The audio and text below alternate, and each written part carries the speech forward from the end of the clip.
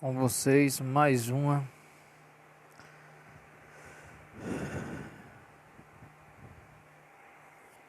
aula sobre pregações.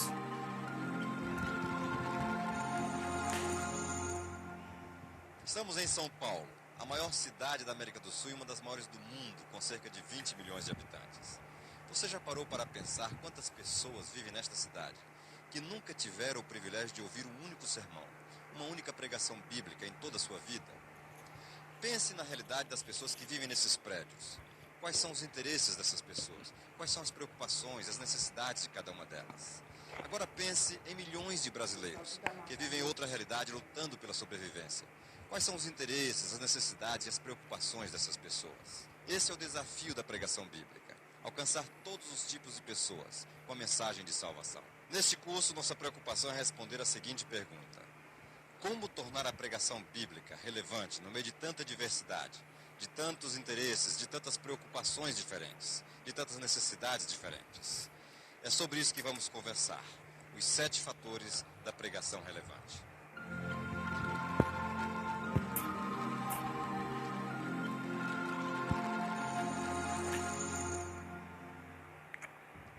Muito bem, seja bem-vindo ao nosso curso sobre pregação bíblica. Nos próximos minutos a gente vai estar conversando sobre os 7 fatores da pregação relevante. E eu gostaria de começar a nossa conversa, o nosso diálogo, refletindo um pouquinho e fazendo uma pergunta para você. O que é uma pregação relevante para você? Em certa ocasião eu ouvi uma definição de pregação relevante e eu queria partilhar com você. Alguém disse que a pregação relevante deve ter ou precisa ter uma excelente introdução e uma excelente conclusão. E quanto menor o espaço de tempo entre as duas, entre a introdução e a conclusão, mais relevante o sermão. Pode ser uma brincadeira um pouco exagerada, mas ela é importante para fazer você lembrar e conservar em mente, você como pregador, conservar em mente que os minutos da pregação são muito preciosos. São minutos de ouro que você deve aproveitar sabendo que você está usando aquilo para atingir almas, atingir corações. É muito fácil apresentar a Bíblia sem ser contemporâneo, sem levar em conta o contexto da atualidade. Uma simples leitura da Bíblia faz isso. Por outro lado, é muito fácil ser contemporâneo sem apresentar a Bíblia, sem ser bíblico. Qualquer programa de TV, qualquer show, faz isso todo dia. O grande desafio para você, pregador, é ser bíblico e ser contemporâneo ao mesmo tempo. Isso é pregação relevante. Essa é a única maneira em que você pode realmente atingir corações, atingir vidas e transformar vidas. Esse minicurso não pretende esgotar o assunto da pregação bíblica. A gente não pretende aqui também ser uma autoridade sobre o assunto. Na realidade, o que nós vamos fazer é uma conversa, um diálogo, e eu pretendo apresentar a vocês algumas sugestões práticas, algumas dicas. Ou seja, a nossa proposta é fazer uma reflexão aberta, apresentar alguns pontos-chave sobre a pregação relevante e deixar que você aplique aquilo da sua maneira, a maneira que você se sente confortável fazendo. Na realidade, a mensagem bíblica não muda. A Bíblia é a mesma. A mensagem bíblica é sempre a mesma. Mas os métodos são múltiplos. As abordagens são inúmeras. E não é porque uma abordagem bíblica, ou um método de apresentar a mensagem, uma abordagem de pregação funcionou bem e ajudou tantas pessoas ao longo de décadas e de séculos, isso não significa que você não deve atualizar esses métodos. É necessário que você esteja sempre atualizando e pensando nos métodos novos e abordagens diferentes, abordagens mais atualizadas, mais contemporâneas, buscando estar mais dentro do contexto. É exatamente sobre isso o que nós gostaríamos de conversar ao longo do nosso curso, da nossa discussão. Uma perguntinha para a gente pensar novamente. Quando é que um sermão não é relevante? Estamos falando sobre sermão relevante, relevante. E quando é que o sermão não é relevante? Vejamos alguns exemplos. Eu coloquei aqui trouxe aqui apenas para a nossa discussão. Talvez mais em tom bem-humorado, eu chamaria de sermão anestésico, por exemplo. Aquele que, quando o pregador começa a falar, a congregação já está dormindo, às vezes até roncando. Eu posso fazer uma pergunta para você. Você já ouviu um sermão desse tipo? E eu queria fazer uma pergunta ainda um pouco mais complicada. Você já pregou um sermão desse tipo? Aquele que você vê toda a congregação, ou grande parte da congregação dormindo. Cuidado. Esse é um dos maiores indícios de que o seu sermão não está sendo relevante.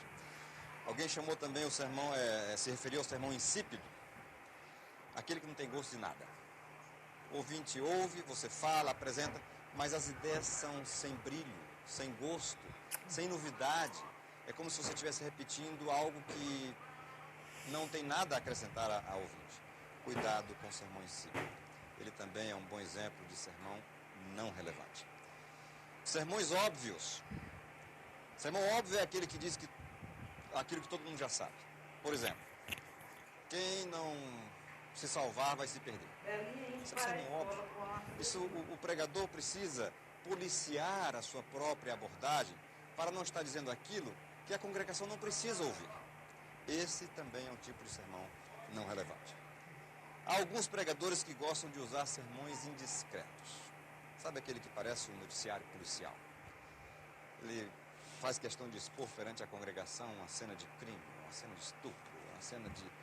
Tentando, talvez na tentativa de ser mais sensacionalista, o pregador acaba trazendo algum lixo da sociedade para a sua congregação. Cuidado com esses sermões extremamente sensacionalistas que podem se tornar indiscretos. Não é esse o tipo de sermão relevante para a sua congregação. Outros gostam do sermão reportagem, aquele que parece um jornal nacional ou um Fantástico, um Globo Repórter. Você está trazendo as últimas notícias, as últimas manchetes, e o seu sermão fica só em cima disso.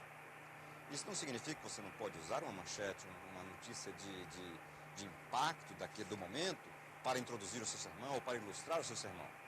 Mas pegar ou ficar o sermão do começo ao fim, falando sobre reportagens, sobre notícias de impacto, torna o seu sermão, como eu disse, um sermão reportagem e perde a relevância.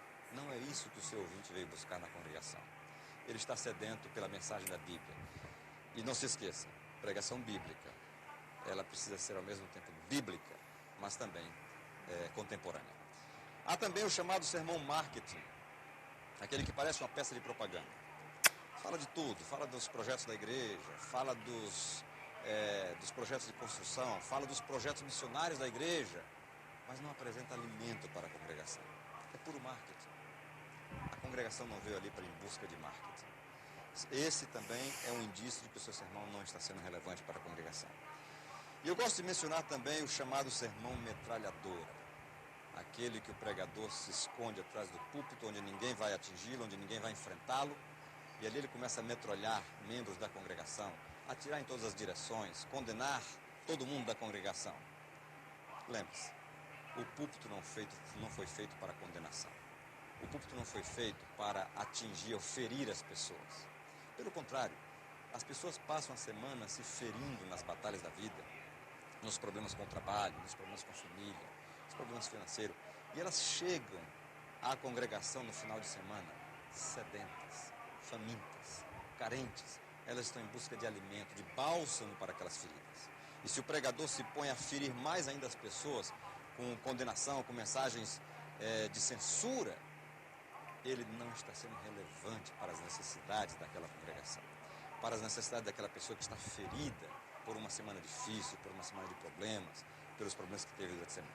Portanto, pregador, você que deseja ser um grande pregador, um bom pregador, conserve em sua mente, a pregação relevante é aquela que é bíblica, mas é contemporânea ao mesmo tempo e apresenta um bálsamo, um alimento para os seus ouvintes. Por exemplo,